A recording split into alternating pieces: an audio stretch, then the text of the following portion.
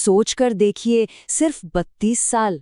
इतने कम समय में अमेरिका का नक्शा ही नहीं बदला, बल्कि उसके सबसे बड़े संघर्ष यानी गृह युद्ध की जमीन भी तैयार हो गई। चलिए समझते हैं कि ये सब हुआ कैसे। तो कहानी शुरू होती है साल 1829 से। ये उस वक्त के अमेरिका का नक्शा है। जैसा कि दिख रहा है, इसकी पश्चिमी सीमाएं काफी आगे तक नहीं थीं।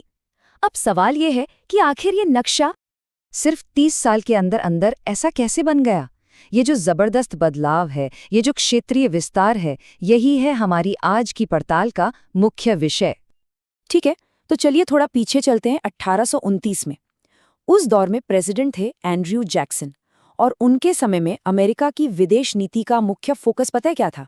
जमीन पर कब्जा करना नहीं, बल्कि व्यापार बढ़ाना और यूरोप की बड़ी शक्तियों के साथ पुराने पैसे कौड़ी के मामलों को सुलझाना।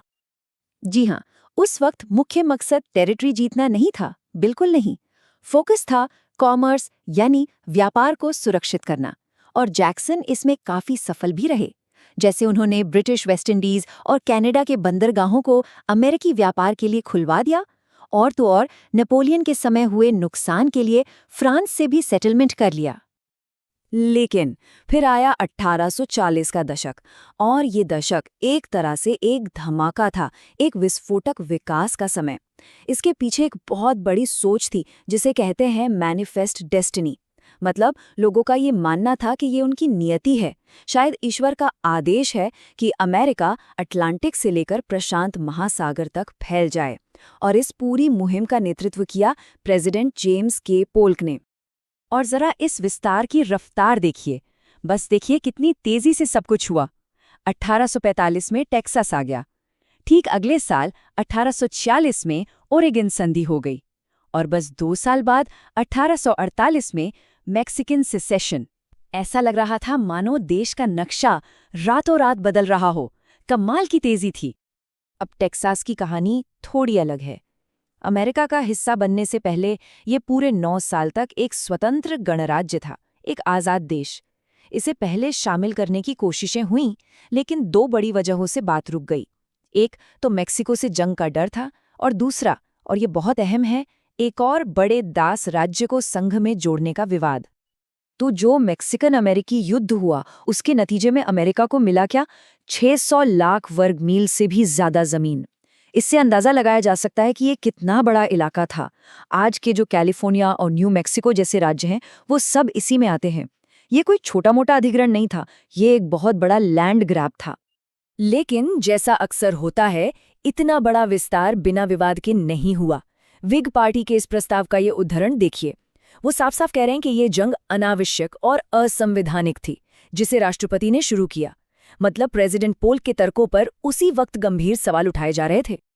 तो एक तरफ अमेरिका जोर जबरदस्ती कर रहा था, लेकिन इसका मतलब ये नहीं कि उनकी विदेश नीति सिर्फ ताकत पर चलती थी। नहीं, इसमें सोची समझी कूटनीति भी थी, खासकर जब सामना होता था उस वक्त की सुपर पावर ग्रेट ब्रिटेन से। और यहाँ पर अमेरिका की दोहरी रणनीति साफ दिखती है। एक तरफ ओरेगन का मामला था ग्रेट ब्रिटेन के साथ, वहां क्या किया? बातचीत और समझौता, मामला शांति से सुलझा लिया। और दूसरी तरफ था कमजोर मेक्सिको, वहां उकसावा, आक्रमण और युद्ध। मतलब साफ है, 2 अलग सीमाएं, 2 बिल्कुल अलग अलग रणनीतियां। और ये कोई एक बार की बात नहीं थी। अमेरिका ने बार बार ब्रिटेन के साथ शांति का रास्ता चुना। 1842 में वेबस्टर एशबर्टन संधि से मेन कनाडा सीमा का झगड़ा सुलझाया। यहाँ तक कि जब कैरोलाइन मामले जैसी सीमा पर घटनाएं हुईं, तब भी युद्ध को टाल दिया गया। इससे पता चलता है कि उन्हें विश्व मंच पर शक्ति संतुलन की कितनी साफ समझ थी। लेकिन इस सारे विस्तार का एक साइड इफेक्ट था, एक जहरीला फल कह सकते हैं। हर नया इलाका जो अमेरिका में जुड़ता, अपने साथ एक बहुत बड़ा और खतरनाक सवाल लेकर आता था। इस नई जमीन पर दास्तां यानी गुलामी होगी या नहीं? और इस आग को हवा दी विल्मट प्रोविजो ने। ये मूल रूप से एक विधायी प्रस्ताव था। इसमें कहा गया कि मेक्सिको से हासिल की गई किसी भी जमीन पर दास्ता पर प्रतिबंध लगाया जाएगा। अब देखिए, ये प्रस्ताव कभी कानून तो नहीं बना, लेकिन इसने एक ऐसी राष्ट्रीय बहस शुरू कर दी जिसने पूरे देश को हिलाकर रख दिया।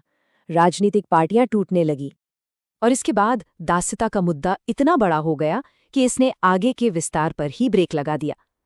क्यूबा खरीदने की कोशिशें नाकाम रहीं, ओस्टेंड मैनिफेस्टो जैसी गुप्त योजनाओं की कड़ी निंदा हुई। विडंबना देखिए, मैनिफेस्ट डेस्टिनी की कामयाबी ही 1850 के दशक में आगे के विस्तार के रास्ते का सबसे बड़ा रोड़ा बन गई।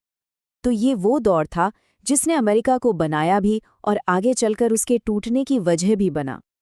चलिए इस पूरे सफर को एक नज़र में देखते हैं। 1829 में फोकस था व्यापार पर, 1840 के दशक में फोकस बना जमीन पर कब्जा करना, लेकिन 1850 के दशक आते आते सारा ध्यान देश के अंदर आ गया। अब लड़ाई बाहर नहीं, अंदर थी। लड़ाई इस बात पर थी कि गुलामी आगे बढ़ेगी या नहीं, एक अस्तित्व का संकट जिसे कहते हैं। और 1861 तक नतीजा सामने था। अमेरिका ने जो सोचा था वो कर लिया था। एक महाद्वीपीय राष्ट्र बन गया था, अटलांटिक से लेकर प्रशांत महासागर तक। पर यहाँ एक बहुत बड़ा सवाल खड़ा होता है। एक महाद्वीप तो जीत लिया, लेकिन क्या इस जीत की आखिरी कीमत गृह युद्ध थी? इस दौर की विदेश नीति की कामयाबियों और देश की सबसे बड़े, सबसे विनाशकारी बंटवारे के बीच जो सीधा संबंध है, वो सोचने पर मजबूर कर देता है।